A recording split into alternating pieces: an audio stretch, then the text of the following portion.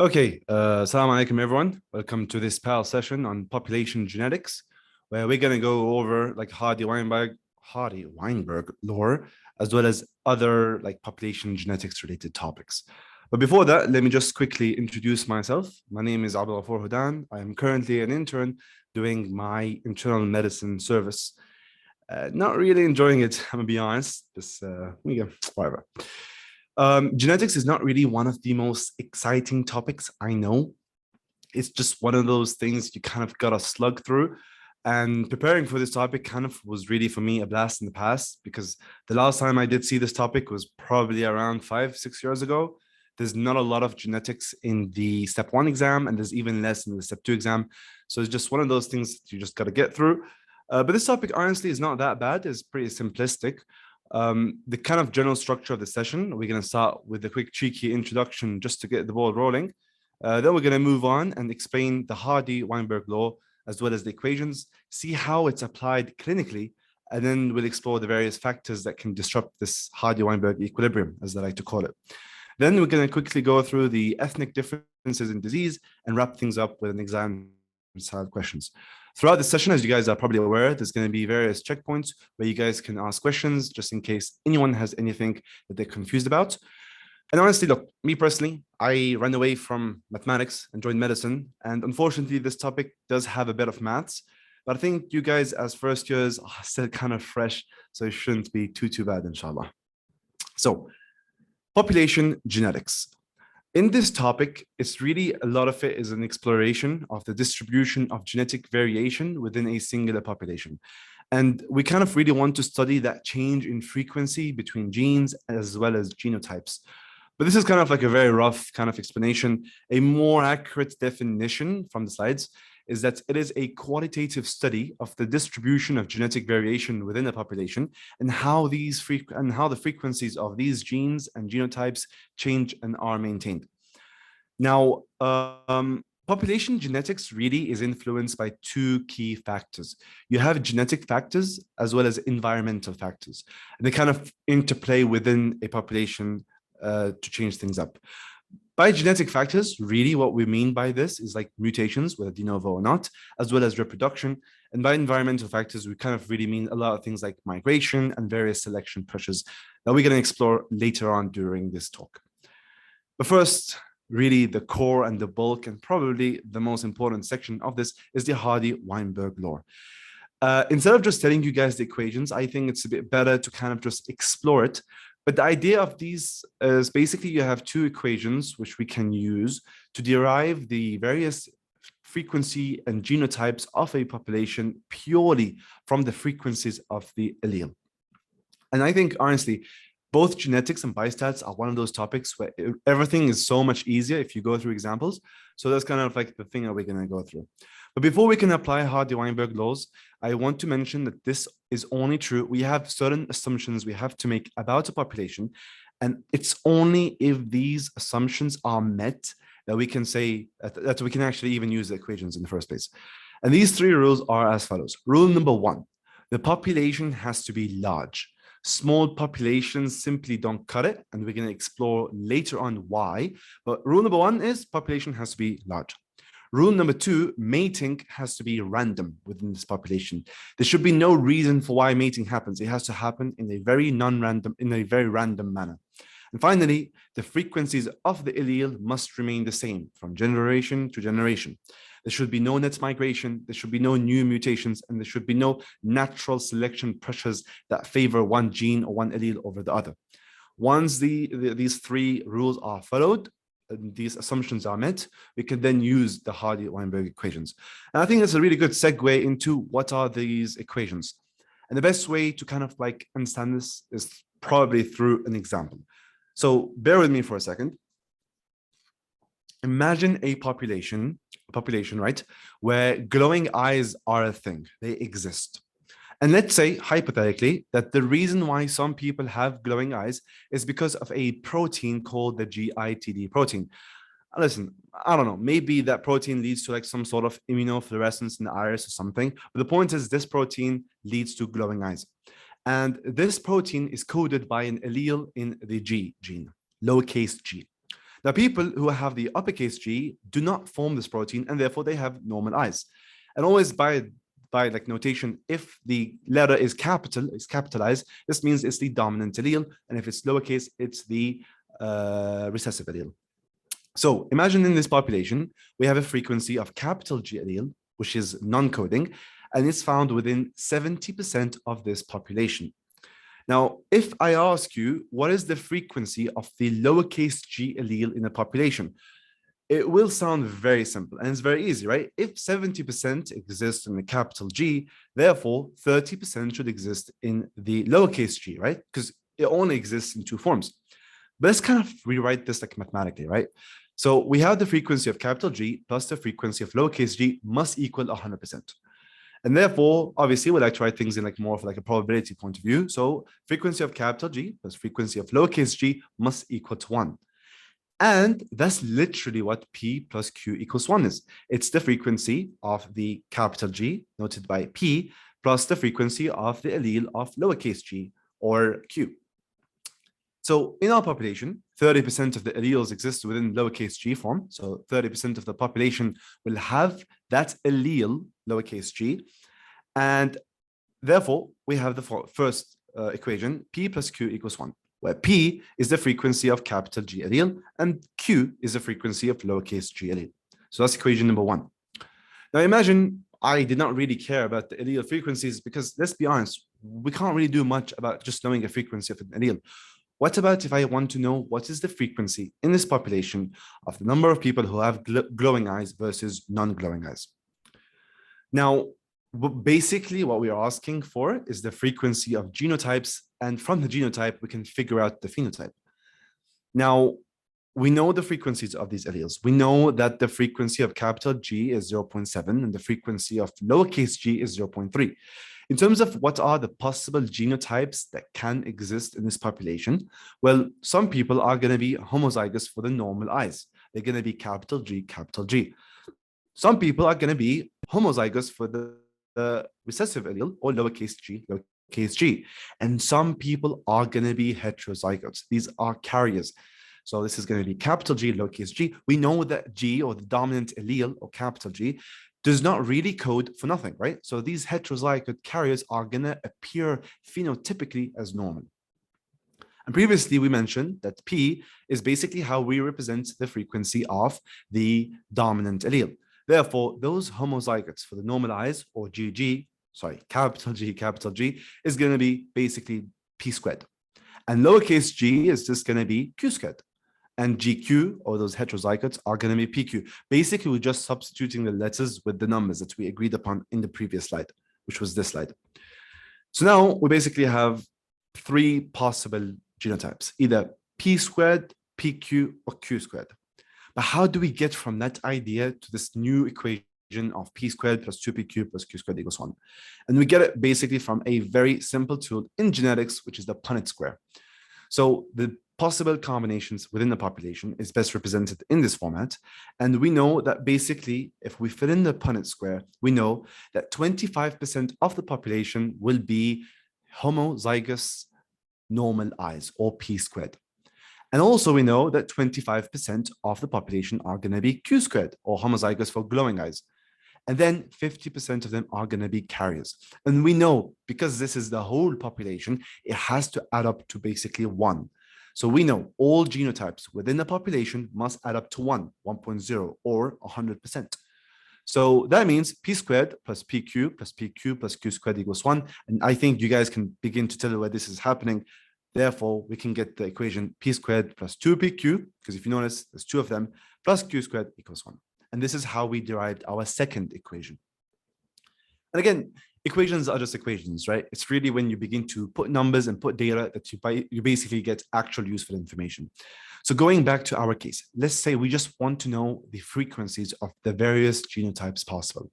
We know that the frequency of capital G is 0.7, or basically P equals 0.7.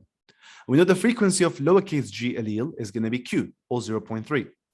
If I want to know the frequency of basically patients who are homozygous for the normal allele, that's literally going to be P squared. So we're just going to do 0.7 times 0.7, and we're going to get 0.49.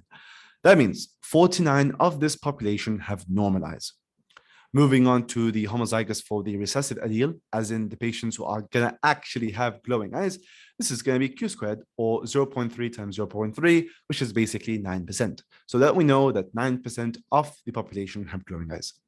Finally, we move on to the carriers. We know that the formula to work out carriers is going to be notated by 2pq. So 2 times p times q, or 2 times 0.3 times 0.7. And the answer to that is going to be 0.42. So 42% of the population are carriers. And if you guys don't believe me, you can add up all these numbers and it's going to equal to 1. You can trust me on this, but 0.49 plus 0.09 plus 0.42 equals 1. And this is how we can apply the second equation of Hardy-Weinberg law. So does anyone have any questions at this stage so far?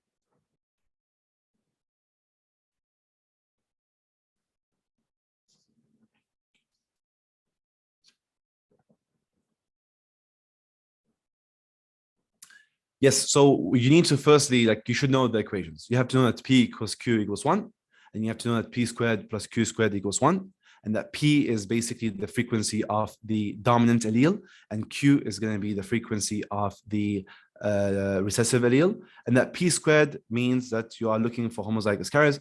Q squared is going to be looking for the homozygous recessive gene, and 2pq is going to be all your carriers.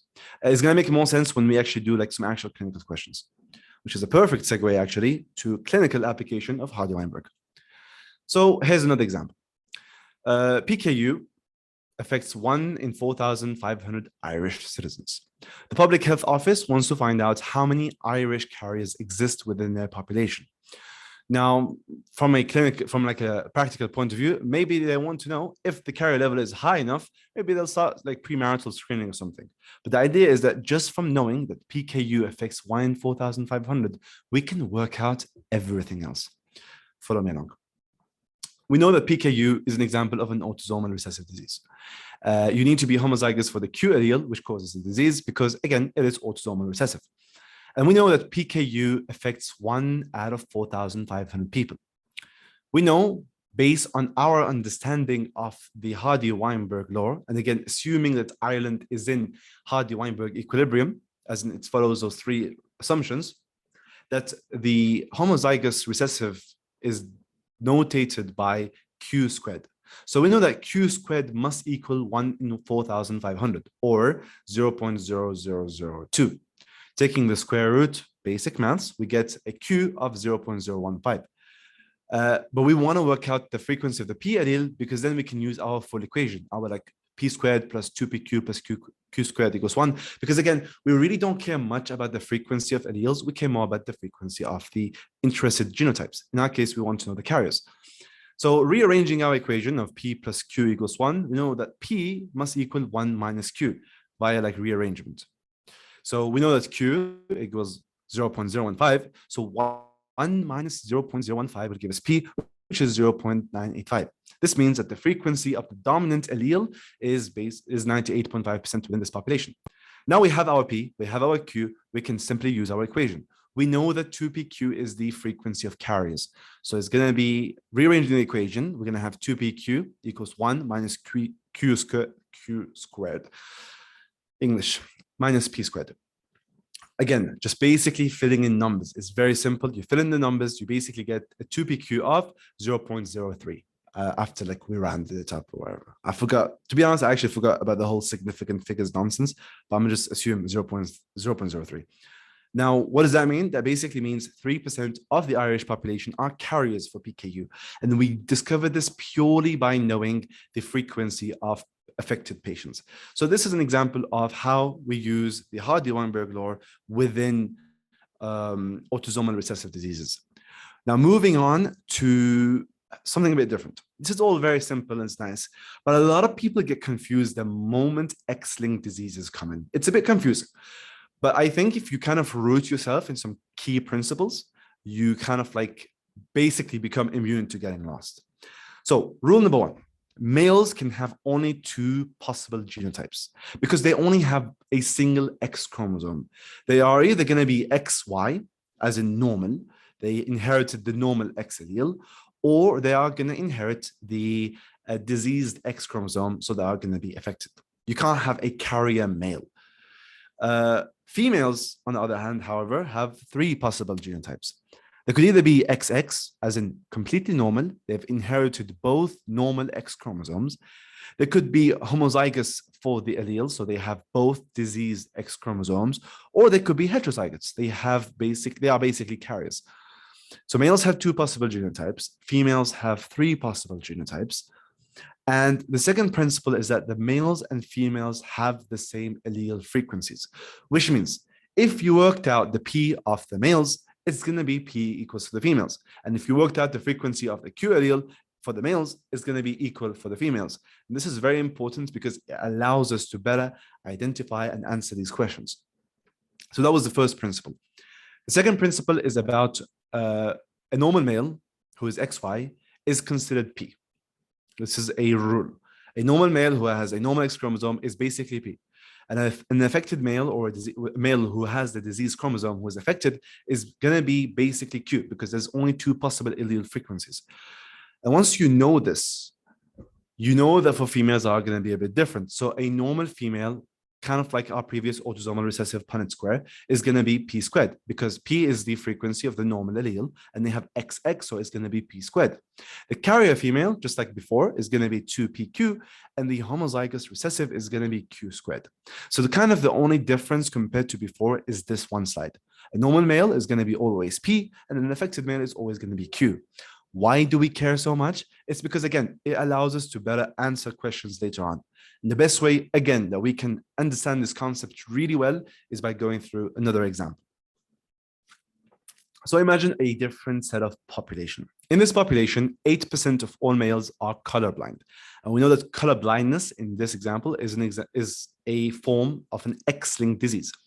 So the big question is, how much of the female population are carriers? So let's walk through this. 8% of males are affected. And we said that the frequency of affected males equals Q. The frequency of normal males is going to be P. So if we know that 0.08 of males are affected, we know that Q must equal 0.08. Again, following our previous principles. Now, if we want to know P, is just going to be our old equation of P equals Q equals 1. Sorry, P plus Q equals 1. And just rearranging the equation gives us P is 1 minus 0.08, or Q equals 0.92. Sorry, P equals 0.92. That's a mistake on the slides. My bad. So what does that mean? That means 92% of all males are normal, 8% of males are affected. Now we have P, now we have Q. But we want to know about female carriers. Remember our rule? Males and females all have the same allele frequencies, which means that once we worked out P, we can use it in the other equation. And this is where the second equation comes in. P squared plus 2PQ plus Q squared equals 1. Again, we want to know carriers. So we will rearrange the equation to get 2PQ as kind of like what we need to solve. So again, you just simply put in the numbers. And once you put in the numbers, we get a 2PQ of 0.15, which means 15% of this population, of this female population, are carriers for color blindness. So this is how an X-linked disease works. We've gone through two different examples, one with an autosomal recessive disease and one with an X-linked disease. X-linked diseases have like an extra kind of like mental process that you should think about, a bunch of new rules, but it's, I think, very simple. Any questions from that? It's a bit confusing sometimes.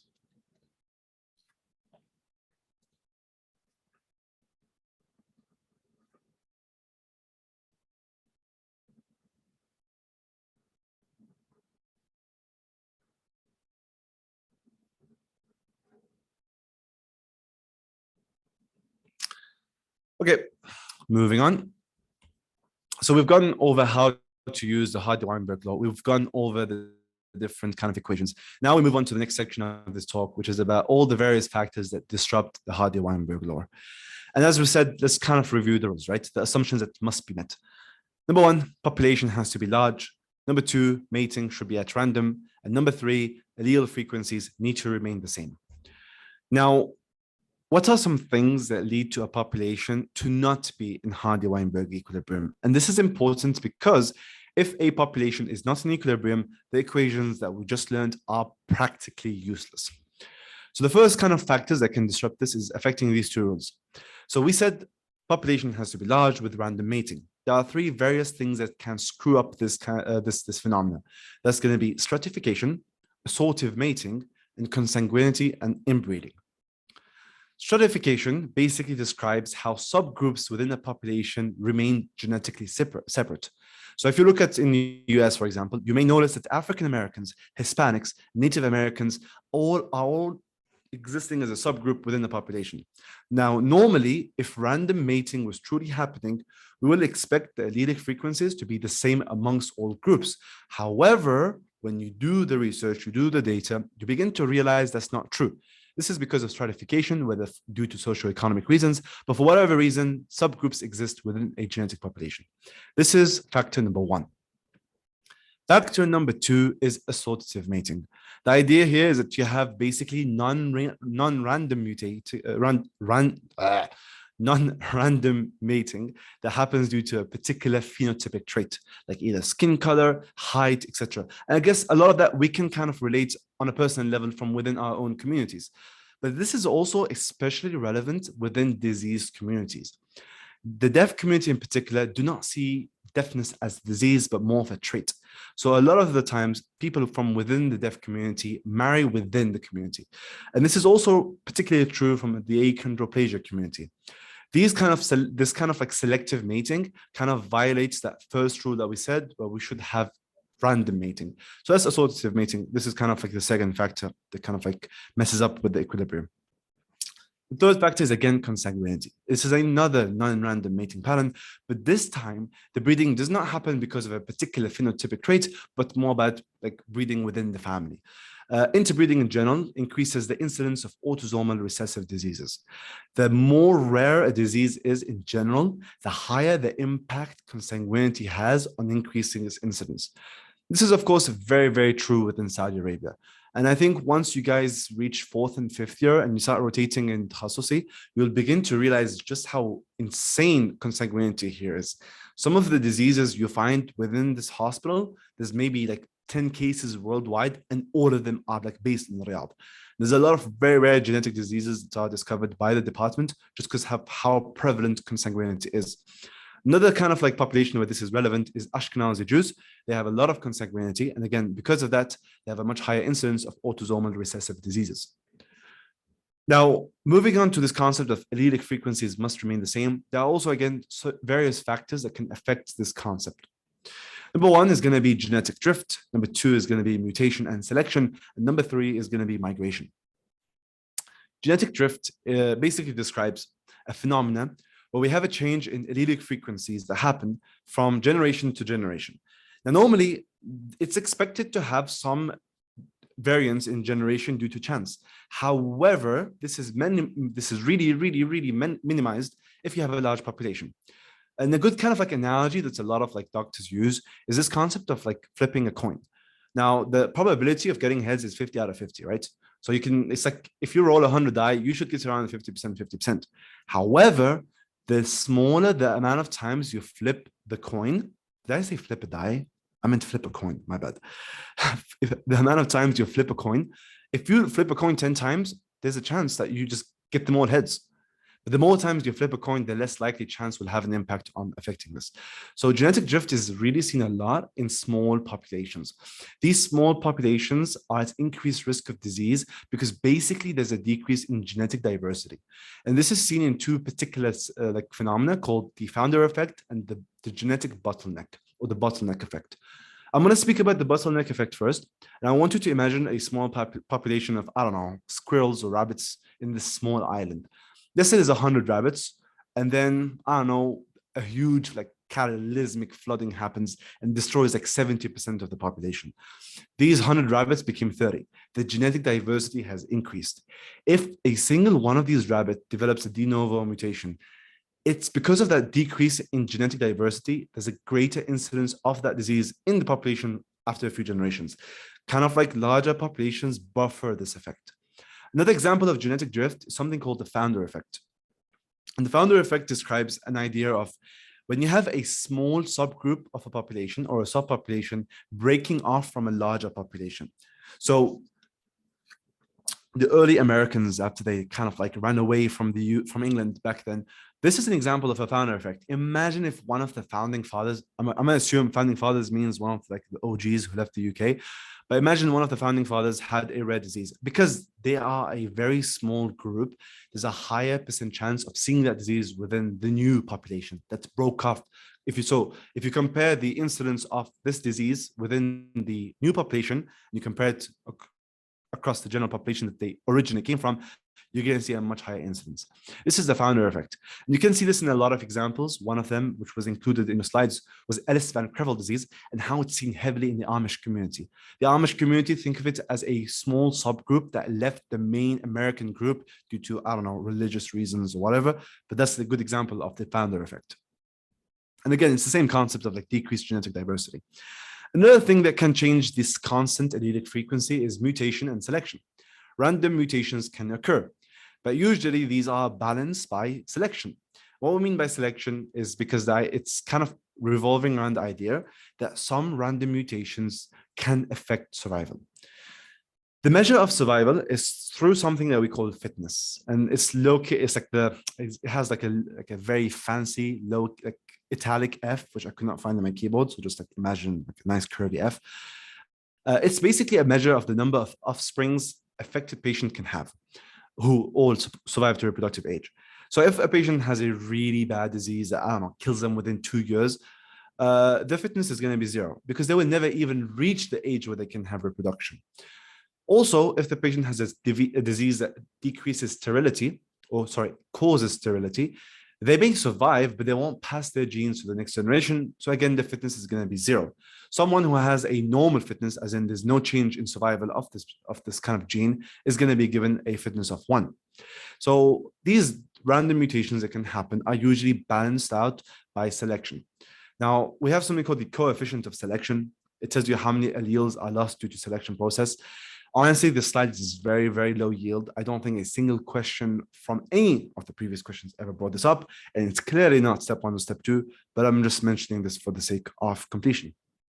Finally, the last thing that can affect this constant allele frequency is migration. People move. A lot of people don't stay in the same place. So we have something called gene flow, and that describes how genes themselves, the frequency of genes, can move across barriers, which are like countries. And migration is one way that gene flow can occur. If you look at the graph to the right, this is the graph for the distribution of something called delta CCR5. It's an allele that basically gives you some HIV resistance. You can notice how, like if you look at Iceland and Greenland, the rate is 14.71%. And there's this like gradient as you go from like Europe towards like Middle East and Asia. So that's an example of like gene flow. So the idea here is that as people move from one country to another, they bring with them their genes to the new population. So genes of the migrant population begin to merge with the gene pool of the host country. So this is kind of like the various ways that Hardy-Weinberg law can be broken. Does anyone have any questions at this stage?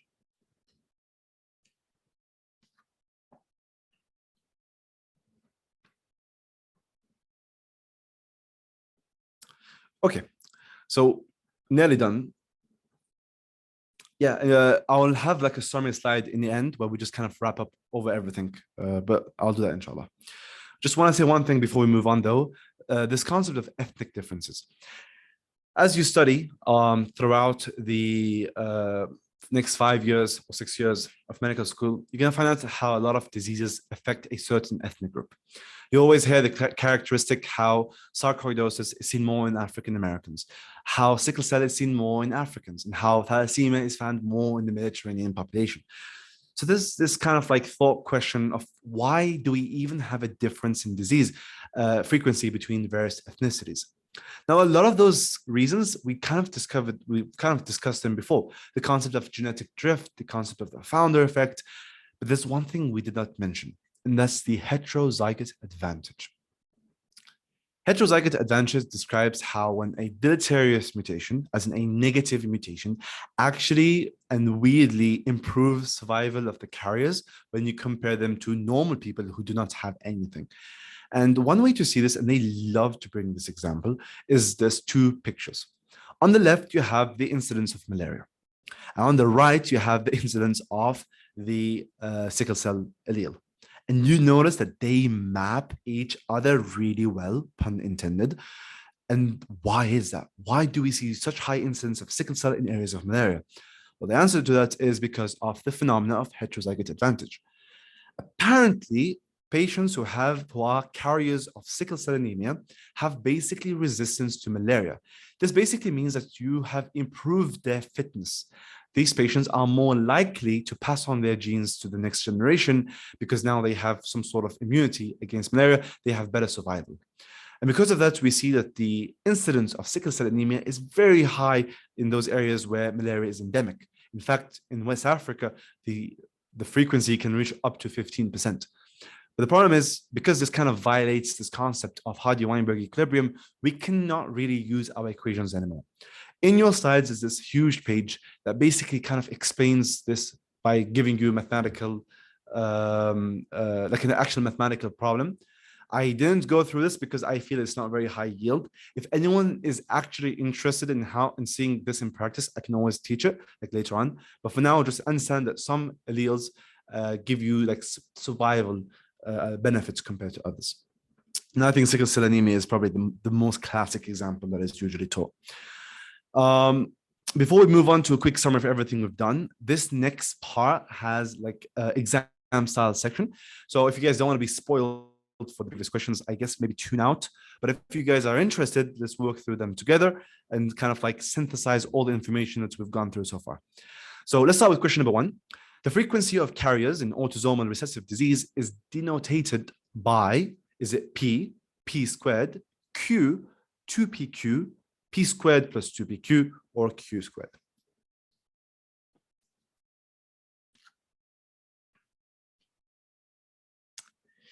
And absolutely correct.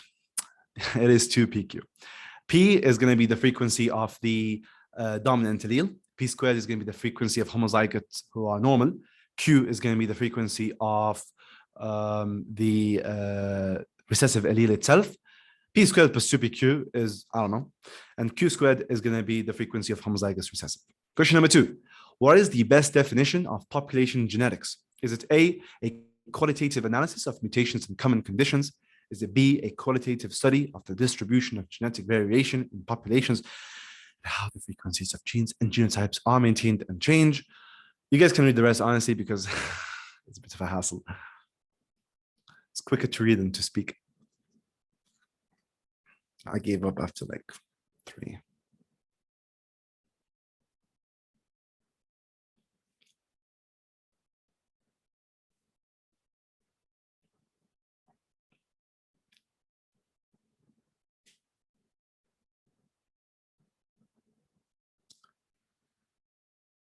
Yep, spot on, boys. It is actually B.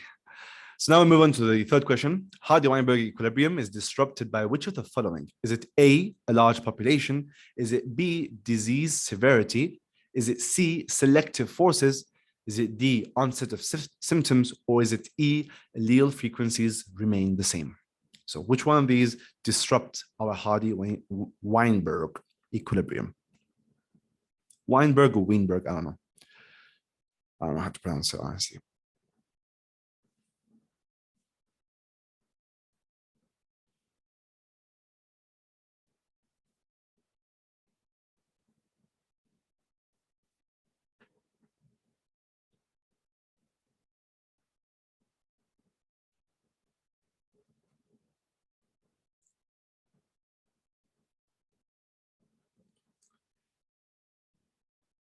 Anyone else has a different answer? Let's see. We've got a few C's in chat.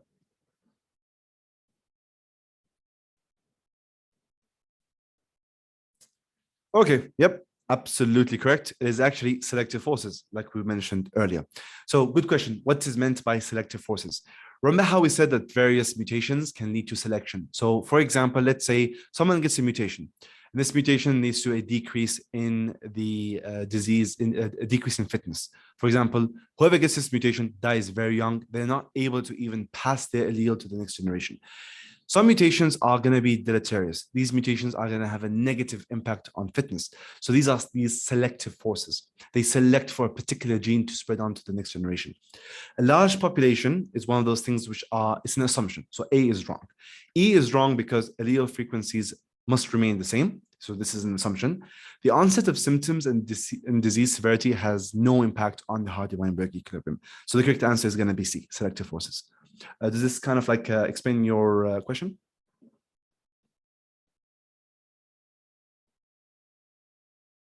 Perfect. Now, the founder effect is an example of, is it A, genetic drift? Is it B, constant allele frequency? Is it C, selection? Is it D, stratification? Or is it E, fitness?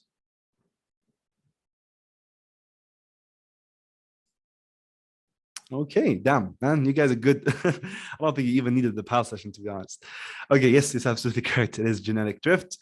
Constant allele frequency, again, is what we want. Selection, stratification, and fitness are all very, very different things. So the correct answer is going to be A, genetic drift. Finally, the frequency of affected males in an X-linked disease is denoted, oh my God, this is spelled really wrong. Okay, is denoted by, is it A, P, B, P squared, Q, 2PQ, P squared plus 2PQ, or Q squared?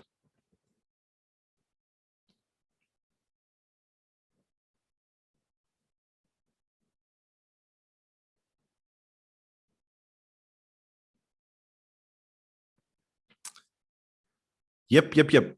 Absolutely correct. It is actually Q. Now, I want to mention in one of your concepts, they put P as the correct answer. That is wrong. The frequency of an affected male is always going to be Q. The frequency of a normal male is going to be P. I don't know if either the question is incomplete, but the answer is wrong. I forgot which batch it was, maybe 14th or 13th. Just be careful when you're going through questions. And that basically kind of wraps up this topic. It's not very hard. Again, we mentioned that there are two important Hardy-Weinberg equations that you guys must commit to memory at the very least for this exam. Then you can just purge it until step one. That's going to be P plus Q equals 1. And also that P squared plus 2PQ plus Q squared equals 1. I'm sure that you guys by now absolutely know what each letter stands for. And also, it's important to know that there are 3 assumptions that must be met in order for us to be able to use this Hardy-Weinberg rule. Number 1, the population has to be large enough. Number 2, mating has to be happening at random, and there have to be no changes in allelic frequency. And then we moved on to the various factors that can lead to an impact or that lead to a population basically not being in Hardy-Weinberg equilibrium. And when this population is not in Hardy-Weinberg equilibrium, we basically can't use the equations. And these factors include stratification, assortative mating, which is basically how non-random mating happening due to like physical traits like deafness or short stature. We spoke about how consanguinity can amplify these autosomal recessive diseases. We spoke about how genetic drift is the thing that can happen and how founder effect is an example of genetic drift. We spoke about how migrations and mutations can all disrupt the Hardy-Weinberg equilibrium. And also we mentioned how heterozygous selection is an important thing to remember that can help us explain why ethnic diseases are different within a genetic population. There's a question in chat. Can you just define the difference between P and P? Okay. Let's go back all the way to that original slide where we got P squared plus 2PQ plus Q squared equals 1.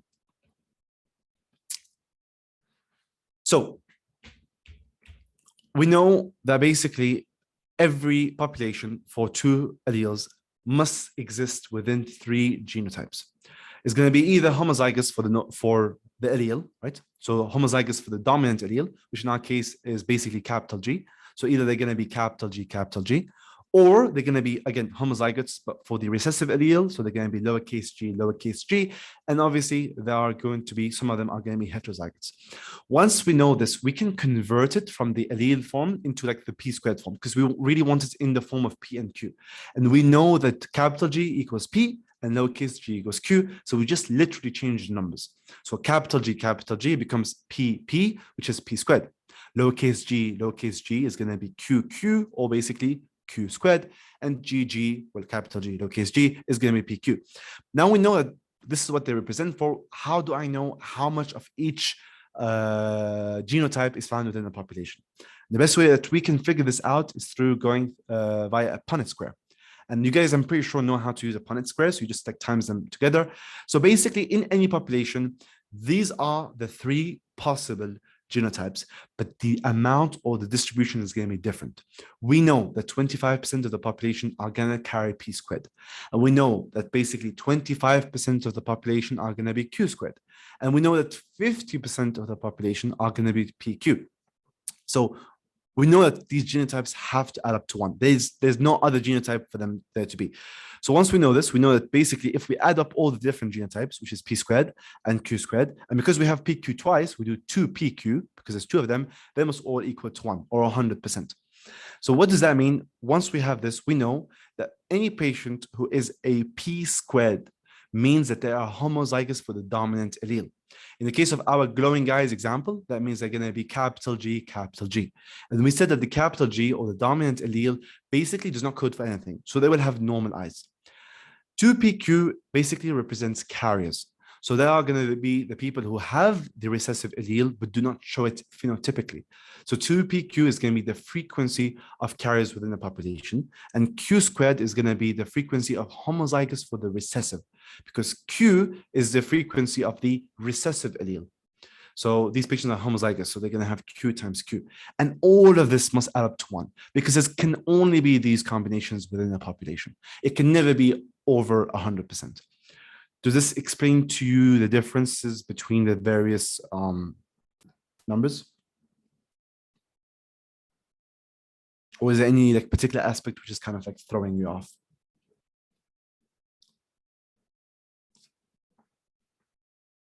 Perfect.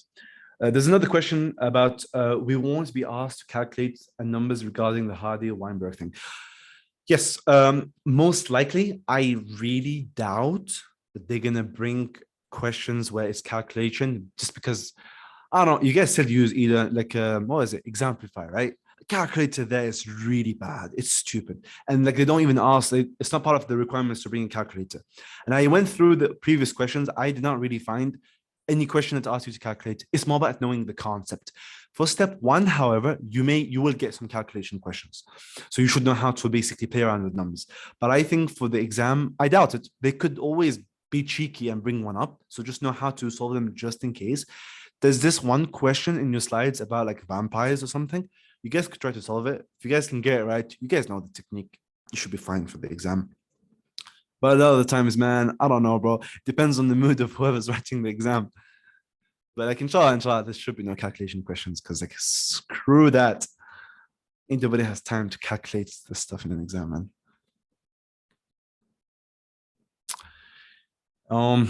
Any other questions? Oh no, come back. Any other questions?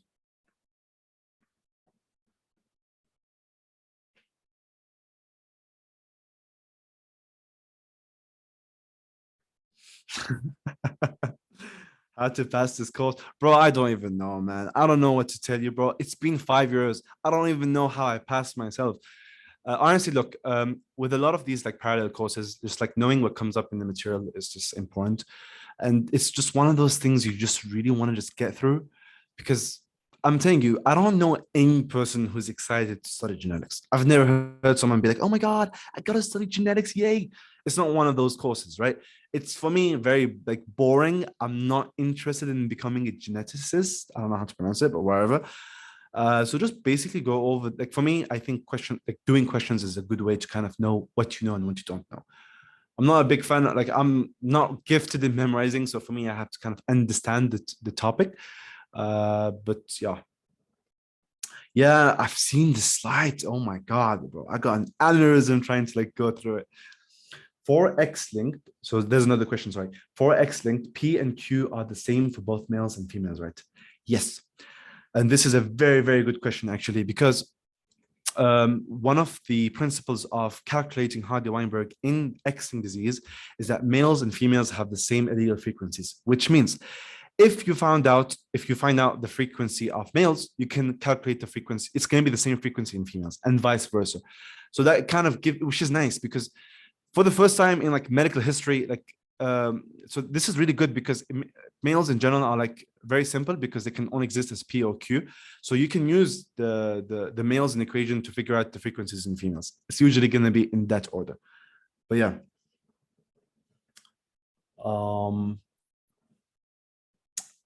Yeah, so P and Q are the same for both males and females. As in terms of, hold on, as in terms of the allele frequencies, they represent different things. P in males is basically going to be a normal male, a male who is not a carrier, who's not affected.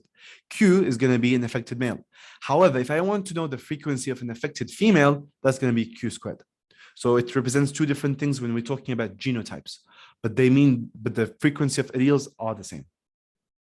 Damn, someone actually finds genetics interesting. My bad. Look, it's interesting, just not when I study it. You know what I'm saying? Like genetic diseases are very interesting, but like, I don't know.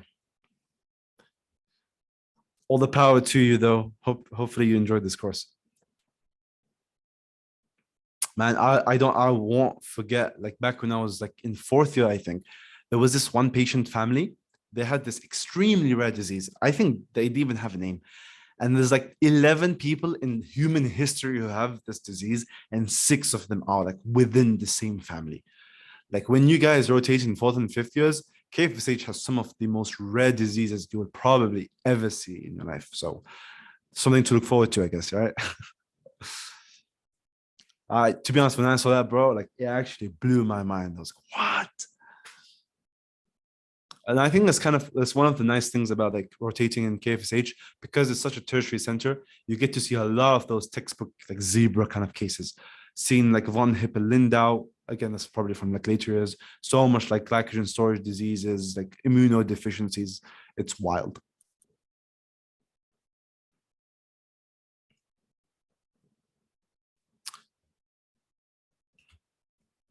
Favorite case? Oof, damn. That's tough question, man. For me, honestly, it was probably, there was this one patient in neuro. So I'm not really interested in neurology. I find it very interesting. It's exciting. I'm interested obviously in orthopedics, which is, no brain cell kind of like specialty, which I love. But there was this one case in neurology. This was a 21-year-old guy. He's presenting with headaches. He's always had headaches before, but they kind of got a bit worse. And he was like, listen, I want to basically modify my pain medication just because he's at uni and it's affecting with his studying. I look at the patient's MRI. He has like an arachnoid cyst that basically means he has a single brain hemisphere. The other brain hemisphere is missing. It's just half a brain and the other one is just like fluid. I am not even joking. Patient was normal. He was a university student and his only complaint was like headaches. I was like, what? That neurosurgery clinic blew my mind. This is probably like the most wow case I've seen so far. SubhanAllah, yeah, it was wild.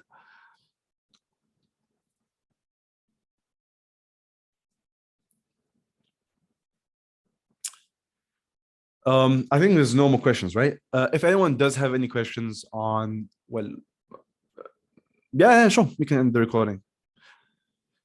If anyone has any questions regarding any topic in like, I don't know, medical school, or any questions about step 1 or step 2, I think you could probably find my email and send me a message, or find my WhatsApp and send me a message. I'll be more than willing to explain or help about anything.